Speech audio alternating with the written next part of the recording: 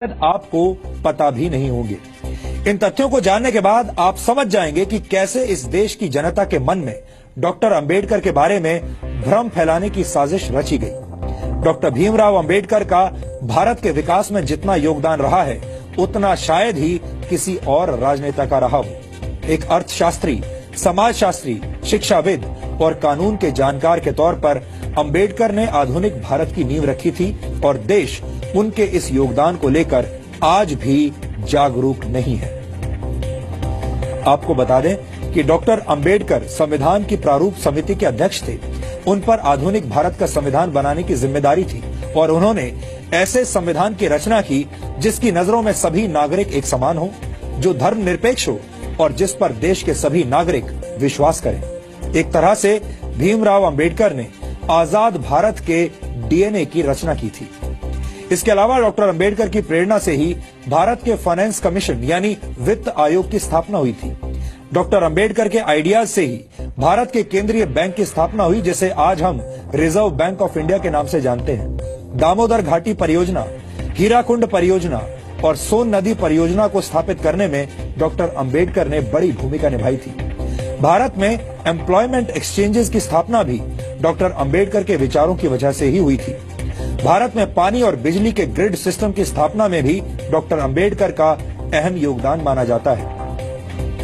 भारत को एक स्वतंत्र चुनाव आयोग भी डॉक्टर भीमराव अंबेडकर की ही देन है। ये वो योगदान है जिन्हें आजादी के बाद की तमाम सरकारों ने हमेशा ही अनदेखा किया है। यानी योजनाएं और विचार अंबेडकर के थे, लेकिन उनका श्रेय दूसरे नेताओं ने लूटा।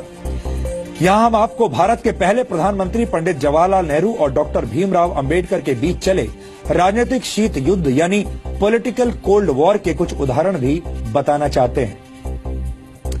डॉक्टर अंबेडकर जवाहरलाल नेहरू की सरकार में प्लानिंग का मंत्रालय चाहते थे, लेकिन नेहरू ने अंबेडकर को सिर्फ कानून मंत्रालय दिया, प्लानिंग मंत्रालय नहीं दिया।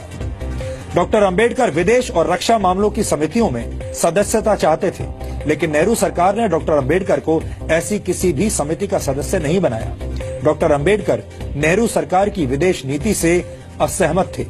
डॉक्टर अंबेडकर हिंदुओं में सामाजिक अधिकार और महिलाओं को संपत्ति का अधिकार देने की बात करने वाले हिंदू कोड को समाज सुधार के लिए जरूरी मानते थे, लेकिन नेहरू सरकार ने अंबेडकर के मंत्री रहते हुए हिंदू कोड को स्वीकार नहीं किया।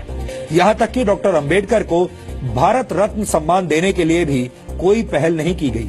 उनकी मौत के 34 वर्षों के बाद 1990 में वीपी सिंह सरकार ने उन्हें भारत रत्न से सम्मानित किया, जबकि कांग्रेस ने डॉक्टर अंबेडकर को भारत रत्न से सम्मानित करने के लिए कोई कदम नहीं उठाया।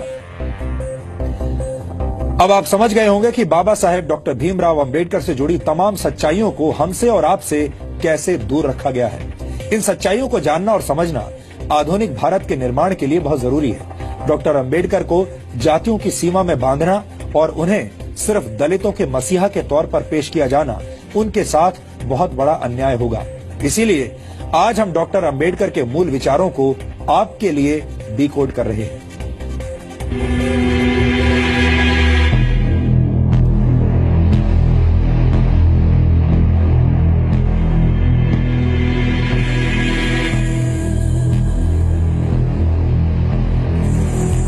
ये गुलामी से संघर्ष करते भारत की तस्वीर है।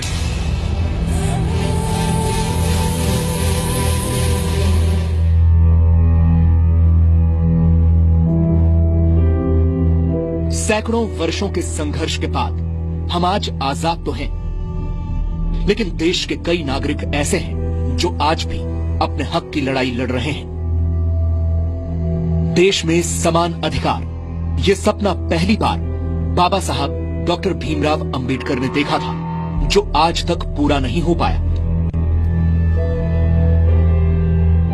अपनी पढ़ाई के दौरान बाबा साहब भीमराव अंबेडकर को इस बात का एहसास हो गया था कि भारत दो तरह की गुलामी में जकड़ा हुआ है। पहली, अंग्रेज